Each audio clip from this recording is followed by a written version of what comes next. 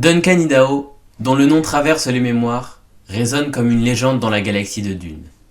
D'abord maître d'armes dévoué des Atréides, il devient bien plus qu'un simple guerrier au fil des millénaires. Un témoin, un acteur, un amant, une cible, qu'il soit humain ou Ghola, Duncan incarne la fidélité, la résilience et une humanité qui défie les manipulations des puissants. Pourtant, derrière son courage et son charisme se cachent des doutes, des luttes intérieures et une quête de liberté dans un monde où même les plus grands héros peuvent devenir des instruments. Pourquoi Frank Herbert a-t-il choisi de faire de Duncan un pilier récurrent de sa saga? Et comment ce personnage, initialement secondaire, est devenu l'un des cœurs battants de Dune? Plongeons ensemble dans la destinée extraordinaire de Duncan Idaho, un homme façonné par le passé, mais toujours porté vers l'avenir.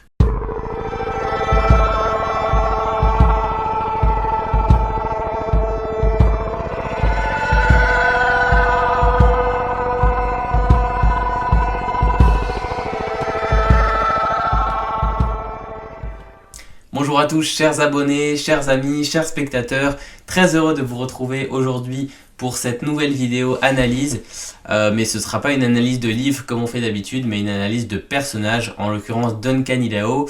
Comme vous l'avez vu dans l'introduction, c'est un personnage bien complexe, avec pas mal d'intrigues, de questions, de symbolique autour de ce personnage, donc ça va être très intéressant de débattre avec vous. Vous pouvez également checker mes autres vidéos qui font une analyse plus détaillée de chaque livre, et donc je vais pas pouvoir parler de Duncan Idaho par rapport à chaque tome. Là je vais vraiment dresser un avis général du personnage et je vais éviter de rentrer dans le spoil, donc si vous avez juste vu le film et pas lu le livre, normalement ça devrait pas vous embêter trop. Je vais évoquer quelques références bien sûr dans le livre pour pouvoir parler de certains passages, mais je vais éviter de rentrer trop en détail pour spoiler pour ceux qui n'ont pas lu. Donc voilà, cette vidéo elle s'articulera autour de plusieurs axes et je pourrai également faire quelques comparaisons par rapport au film, que j'ai vu seulement la première partie pas plus tard qu'hier à l'heure où je tourne cette vidéo, donc ce sera très intéressant de pouvoir faire quelques parallèles et on est parti. Qui est Duncan Idaho? En quelques mots, Duncan est le maître d'armes de la famille Atréide. Originaire de Giedi Prime, il voit ses parents assassinés par la maison Harkonnen. Cela expliquera une haine délibérée à leur encontre tout au long de la saga. Au service du duc Leto dans le premier tome de Dune, Duncan est l'un des 3 mentors du fils Atréide, aux côtés de Gurney Halleck et Thufir Hawat. Peu après l'attaque des Harkonnen, alliés aux troupes de l'Empire, Duncan tente de défendre Paul et Jessica. Il y parviendra, au prix de sa vie, non sans avoir réussi la prouesse d'abattre 19 Sardaukar d'élite. Voilà pour ce qui est de sa vie sur Arrakis, un combattant légendaire à la loyauté infaillible. Un personnage intemporel. Et oui, parce que Duncan Idaho, c'est davantage que ces quelques lignes que je viens de vous citer sur Arrakis, puisqu'il va être ressuscité plusieurs fois en tant que Ghola, à tellement de fois qu'il va poursuivre son existence des millénaires à travers ce concept de Ghola, qui est un concept clé de l'univers d'Herbert. C'est une ressuscitation à partir d'un code génétique et à partir des cuves Tleilaxu, donc ça permet de garder un personnage ou une entité en vie, on va dire, sur des millénaires, et c'est le cas de Duncan Idaho, ce qui en fait un personnage important, un personnage clé, personnage principal quasiment de la saga, puisqu'il fait 6 apparitions en 6 tomes de la saga principale, ce qui en fait ni plus ni moins que le personnage avec le plus d'apparitions. C'est un personnage intemporel, mais il y a quelques nuances à ça, et c'est ça que je trouve intéressant dans ce concept de Ghola, même si dans certains tomes j'ai pu trouver que l'idée était un peu trop facile de pouvoir faire apparaître un personnage attachant en quelques lignes. Là je trouve que l'évolution de Duncan, elle découle d'une mémoire seconde, c'est-à-dire un vague rappel de l'existence passée, et donc il y a toujours une quête de vérité, c'est-à-dire une quête de savoir le passé. Je crois que le Ghola a uniquement conscience des quelques instants de sa mort passée lors de sa ressuscitation, mais il va chercher ses souvenirs, il va chercher une mémoire avec une quête de vérité qui est sans cesse attachée à son existence. Et donc c'est un moyen de renouveler l'intrigue autour de Duncan Idaho et pas l'inverse, ce qui montre totalement l'ampleur du personnage, et ainsi c'est centré aussi sur sa capacité d'adaptation. C'est un témoin oculaire du contexte de la galaxie, selon si on est au tome 1, 3 ou 6, il y a pas mal d'évolutions et c'est sans cesse dans le point de vue de Duncan qu'on le voit, donc ça c'est une chose très intéressante. Par exemple, dans le tome 2, Duncan réapparaît sous la forme de Hate, qui est un Ghola son nom signifie l'homme droit, et qui participe à la volonté de Paul. Et cette volonté-là, elle est complètement différente du tome 4, où Duncan est perçu comme un mâle reproducteur sous Leto 2. Donc comme j'ai dit, tout est articulé autour de Duncan, des points de vue, des choix, des doutes qui évoluent sans cesse. Et je vais éviter de rentrer dans plus de détails pour limiter le spoil, mais la transition de Dune s'effectue vraiment autour de deux acteurs, à savoir la planète d'Arrakis, la planète de Dune, et le personnage d'Idaho. Ce sont vraiment les deux acteurs, les deux choses qui restent entre chaque tome, dont on est sûr d'avoir ce repère-là au moins quand on ouvre les pages du tome suivant. Une symbolique idéaliste. Alors, je l'ai évoqué à plusieurs reprises lors de mes vidéos récap précédentes, qui sont d'ailleurs disponibles sur ma chaîne, mais Duncan, il incarne quelque chose de fort. Pour moi, c'est une icône de la littérature imaginaire, dans le sens où c'est un homme fort, révolté face aux puissants. Dans le tome 1, il est révolté face au Harkonnen, dans le tome 2, face à Paul Atreides, dans le tome 3, face à Alia, dans le tome 4, face au tyran Leto, et dans le tome 5 et 6, face au Bene Gesserit. Et là où je trouve que le personnage de Duncan est très intéressant, c'est que ce combat se poursuit malgré les simples limites de faction ou de camp qu'on pourrait dessiner dans Dune. Il y a un détachement de cette magie surpuissante ou des idéaux empiriques. Duncan c'est un Atreide, mais il va pas hésiter à intervenir contre sa propre faction dans les tomes 2 ou 3 ou face à Alia, à faire des sacrifices pour la quête qu'il semble juste, sans vraiment se préoccuper de ces limites-là. Et il y a également une maîtrise de soi et une mentalité très sage, hein.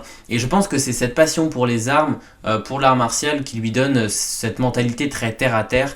Un homme simple, un homme froid, souvent au centre d'intérêt très complexe. Donc ça permet vraiment d'ajouter cette humanité. Et je pense que c'est d'ailleurs cette nuance-là qui a poussé Leto 2 à le garder près de lui, à tester sa foi et sa fidélité dans l'élaboration de son sentier d'or.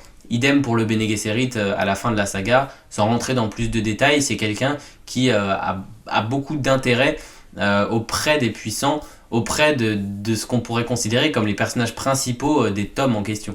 Et bien sûr, Duncan Idaho symbolise la loyauté, la lucidité, le courage, qui m'a fait penser au personnage de Sam dans Le Seigneur des Anneaux à bien des égards, même s'il y a toujours cette recherche d'élégance, de finesse et de perfection dont se détourne complètement Sam, hein. C'est pas du tout le même gabarit, mais je veux dire par là que c'est souvent le bras droit de personnages principaux. Voilà, on parlait de loyauté, mais cette loyauté, elle lui fait jamais défaut. C'est-à-dire qu'il y a le sacrifice pour Paul, le sacrifice pour Alia, le sacrifice pour libérer le sentier d'or de Leto. On a vraiment une mémoire, une identité, une résilience humaine face aux manipulations politiques qui est juste admirable. Un anti-héros attachant. C'est la raison précise pour laquelle j'ai décidé de faire cette vidéo. J'aurais pu m'attarder sur Paul Atreides, sur Leto 2, ou même sur les protagonistes du Bene Gesserit à la fin. Mais à quoi bon? Tout le monde connaît leurs forces, tout le monde connaît leurs faiblesses, tout le monde connaît leur destin. Et Duncan Idaho finalement passe un peu pour un personnage dans l'ombre. Duncan Idaho est un anti-héros car il est profondément ancré dans la condition humaine, avec ses erreurs, ses doutes, ses luttes pour la liberté. Et c'est cet élément, selon moi, qui a mal été retranscrit dans le film, ou du moins qui est plus dur à retranscrire sur son unique passage sur Arrakis, parce qu'on le fait passer pour un guerrier surpuissant qui vient se sacrifier en tuant 19 Sardaukar, en étant vraiment le pilier de la maison Atreides. Mais pour moi, Duncan Idaho est un personnage 1000 fois plus complexe que ça. Le film aura toujours plus de mal à retranscrire ça, cette lutte intérieure, ces pensées qui défilent et ces peurs. Enfin, je trouve que ça, c'est quelque chose qui m'a beaucoup ému, qui m'a beaucoup attaché à Duncan Idaho, et que le film aura beaucoup de mal à le faire passer. Et donc, c'est la raison pour laquelle j'ai trouvé que Duncan Idaho avait une légitimité dans le livre qui primait sur celle du film. Mais ça reste commun à tous les personnages, mais je pense que c'est plus marqué par Duncan Idaho. Et au fil des tomes, au fil de la saga, il va vraiment être conditionné, mis à l'épreuve et pas vraiment épargné par les destinées messianiques des autres personnages, que ce soit Paul, justement le Bene Gesserit ou même Alia. Cette sensibilité à travers sa virilité en font un personnage très émouvant. Et notamment ce charisme, cette humanité, cet humour, enfin des fois des petites notes comme ça, par moments facilitent, je trouve, l'attachement que le lecteur a avec ce personnage. Et enfin, je finirai en disant que ces romances ont apporté un vrai plus à la saga. Ces péripéties avec Alia qui sont dignes des plus grandes tragédies de Shakespeare. Bon, je me suis peut-être un peu emballé là, mais ouais, mais même cette quête mutuelle de reconnaissance avec Siona est ma préférée dans cet objectif de se libérer du joug de Leto 2, tout en essayant de se chercher un peu cette phase d'apprentissage, d'apprivoisement qui m'a beaucoup plu, sans oublier la passion contrastée avec Murbella qui finit sur une pointe de mélancolie à la fin. Je vous en dis pas plus pour ceux qui n'ont pas lu la suite, mais voilà, je vous conseillerais de la lire quand même, juste pour Duncan Idaho, parce que c'est un personnage qui vaut la peine d'être débattu et d'être lu. Si on peut faire une petite conclusion autour de Duncan Idaho, je dirais que c'est une véritable colonne vertébrale du cycle de Dune, c'est-à-dire qu'il évolue avec le temps, avec la galaxie, notamment cette forme de Ghola qui le rend inséparable. Herbert force l'attrait du lecteur pour ce personnage par son charisme, sa sagesse, son élégance, tant sur le champ de bataille que dans le jardin des amours, et sa relation avec les personnages est très intéressante, tant avec les puissants comme Paul et Leto, qu'avec ceux qui partagent ses idéaux comme Siona, Miles Tegg ou Murbella, et je dirais que voilà, il a une personnalité très très travaillée, et c'est pour moi mon personnage préféré du cycle de Dune, et aussi le personnage sur lequel on a le plus de choses à dire. C'est pour ça que j'ai décidé de faire cette vidéo. Voilà, sur ces mots, j'espère que cette vidéo vous a plu. J'ai fait un format un peu différent, un peu plus court, j'espère que ça vous plaira quand même. N'hésitez pas à me dire ce que vous en avez pensé, si vous aussi vous trouvez que Duncan Idaho est un personnage incontournable de la saga, ou si c'est juste moi qui me suis fait un petit kiff là-dessus. En tout cas, si la vidéo vous a plu, n'hésitez pas à vous abonner, à lâcher un petit like, à partager la vidéo si vous avez d'autres amis qui ont pu voir ou lire la saga. Et surtout, n'hésitez pas à commenter, je serai très heureux de vous répondre et de pouvoir débattre avec vous sur certains points. Sur ce, c'était All Is Book et je vous dis à très bientôt pour une prochaine vidéo.